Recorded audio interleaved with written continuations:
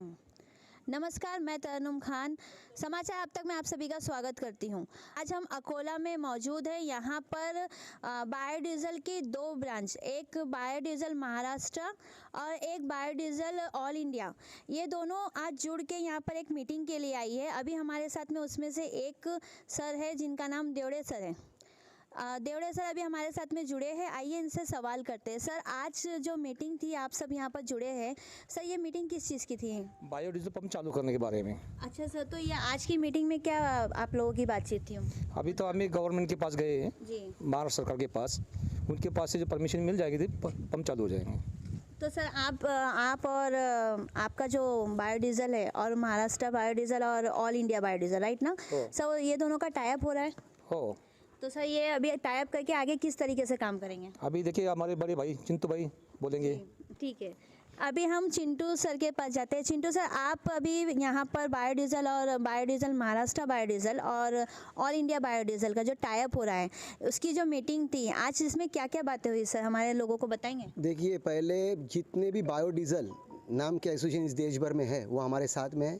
आज Maharashtra biodiesel association आज हमारे साथ मिलकर काम कर रही है और हमारे जितने भी लोग इस देश भर में हैं, गुजरात से भी लोग आए हैं, शर्मा जी आए हैं, संजय भैया आए हैं। हम बोलना चाहते हैं इस सरकार को, केंद्र सरकार ने 2017 में जो गैजेट लाया, अमेंडमेंट किया, उसका महाराष्ट्र सरकार ने अभी तक बायोडीज़ल पॉलिसी बनाया नहीं। उसके वजह से पिछले लगभग 1 साल से हमारे पंप बंद है। हम बेरोज़गार हैं। कोई किसान है, किसने अपनी खेती के ऊपर कर्जा लिया है, किसने पंप के ऊपर कर्जा लिया है। बहुत सारे लोग बेरोज़गार हुए। कोरोना तो है, मगर ये कोरोना हमें 2017 से लागू है। हम महाराष्ट्र सरकार के इस फैसले पे कि अमल बजावनी नहीं की, फैसला नहीं किया, इसके लिए हम हाई कोर्ट में गए। हमने हाई कोर्ट के अंदर याचिका डाली हुई है। उस याचिका के अंदर महाराष्ट्र बायोडीज़ल और ऑल इंडिया बायोडीज़ल, ये दोनों संगठन साथ में हैं, लड़ रही है और उसका 3 तारीख को फैसला है। फैसला आने के बाद बहुत सारे घरों में चूल्हा जलेगा, रोज़गार मिलेगा, बेरोज़गारों को रोज़गार मिलेगा और जो जितने लोगों का हमारा लोन बाकी है, हमारा जो पेंडिंग लोन है, उसके राहत मिलेगी। तो हम महाराष्ट्र सरकार को खास करके केंद्र सरकार की पॉलिसी अमेंडमेंट करने के लिए हम गुहार करते हैं। हम उनसे रिक्वेस्ट करते हैं कि कीजिए।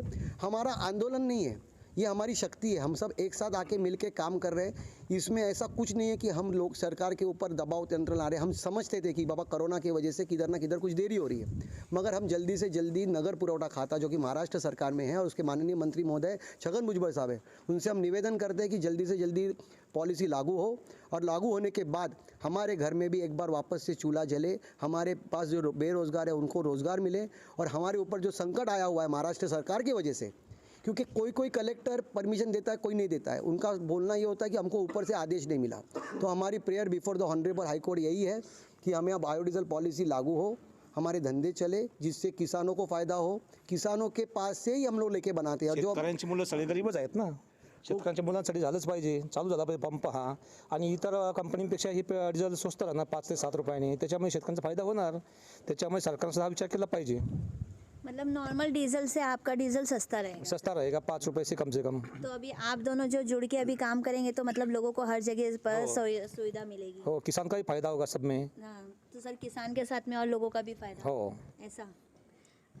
तो बायोडीज़ल के बारे में और हमारे ऊपर जो हमारे विरोधी है, जो लोग हमारा बायोडीज़ल के नाम पे हमें बदनाम कर रहे हैं, बायोडीज़ल के हमारे प्रोडक्ट के ऊपर बदनाम कर रहे हैं, मैं बोलना चाहता हूँ जितनी भी कार्रवाई इस महाराष्ट्र में हुई बायोडीज़ल के नाम से, वो कोई बायोडीज़ल का विक्रेता नहीं था, ना उसका हमारे एसोसिएशन के साथ संबंध है, ना वो बायोडीज़ल का विक्रेता था। ये केवल एक षड्यंत्र रचा गया विरोधक की तरफ से। और हमारे विरोधक कौन है? जो पेट्रोलियम कंपनीज़ है, वो हमें बदनाम करना चाहती है। मैं बताना चाहता हूँ, एक RTI और एक सर्वे के थ्रू हमें ये पता चला है कि इस देश भर में सबसे ज़्यादा मिलावट पेट्रोल पंप पे होती है।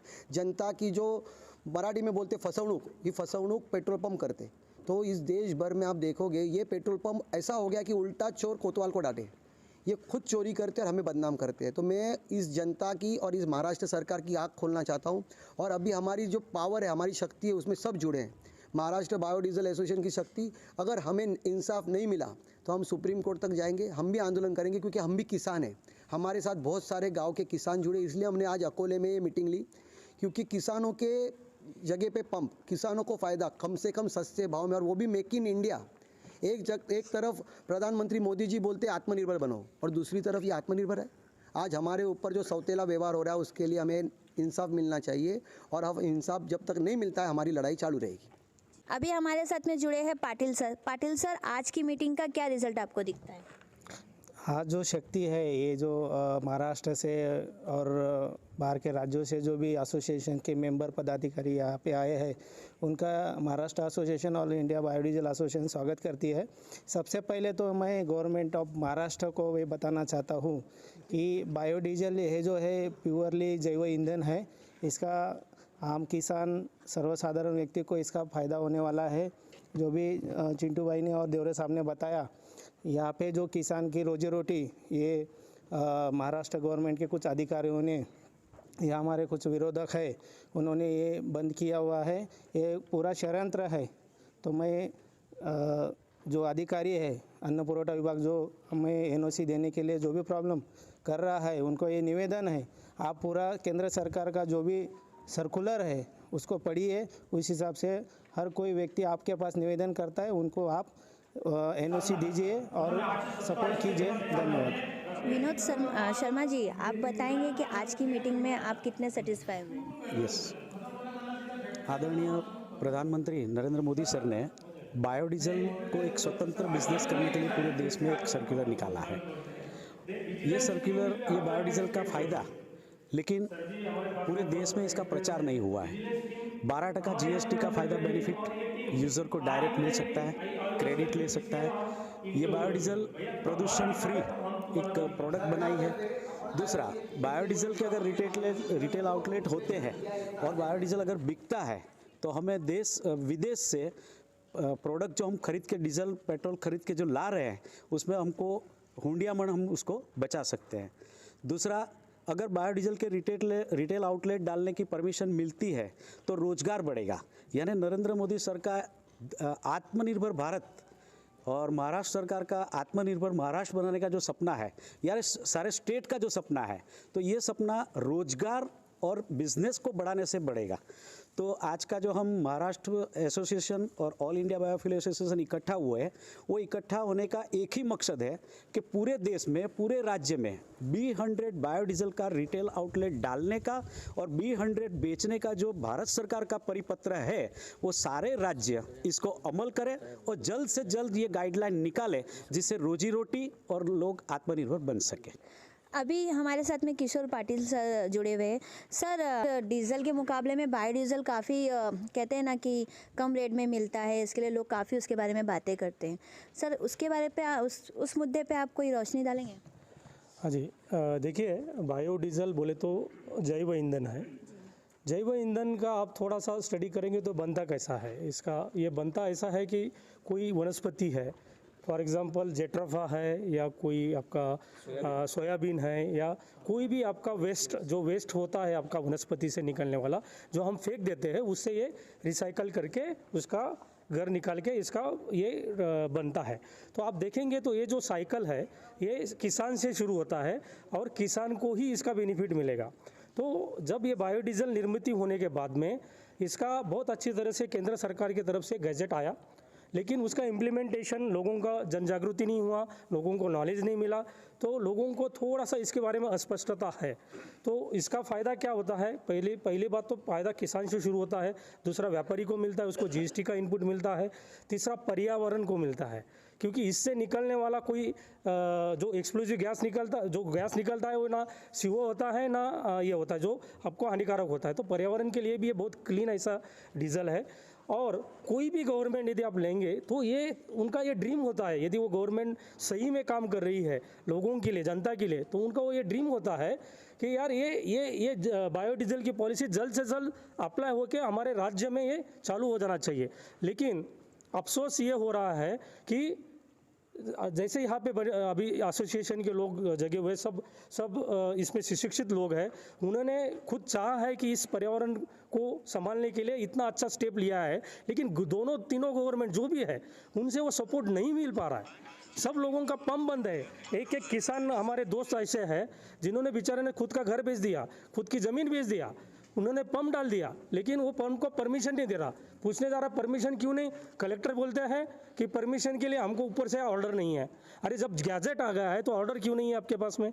सब ऑफिसर्स बोलते हैं अरे मेरे पास में ऊपर से ऑर्डर नहीं है, लेकिन ऐसा नहीं है। हमारे जो अभी बाकी हमारे साथियों ने बोला है, हमारे जो विरोधक है मेन जो हम बोलते हैं ऑयल कंपनीज, जिसमें सबसे ज़्यादा भेसड़ होती है, सबसे ज़्यादा पर्यावरण ये लोग बिगाड़ते हैं, और ये लोग हमारे आड़ में आ रहे हैं कि पर्यावरण को जो अच्छा करने वाला जो प्रोडक्ट है उसके आड़ में आके हमारे पंप चालू नहीं करने दे रहे। तो हमारा निवेदन है सब अभी एसोसिएशन में, इसलिए हम सब लोग मिलके एक आवाज़ उठाएंगे। हमने जस्टिस के लिए पिटीशन भी अप्लाई किया है और हम आंदोलन भी कर सकते हैं, लेकिन मेरा सब गवर्नमेंट से और अधिकारियों से निवेदन है कि अच्छा प्रयोग को आप साथ दो। धन्यवाद। अभी हमारे साथ में कुछ ऐसे किसान भाई हैं जिनके पंप बायोडीजल के जो पंप थे जो चल रहे थे वो अचानक बंद है, अभी तक बंद है।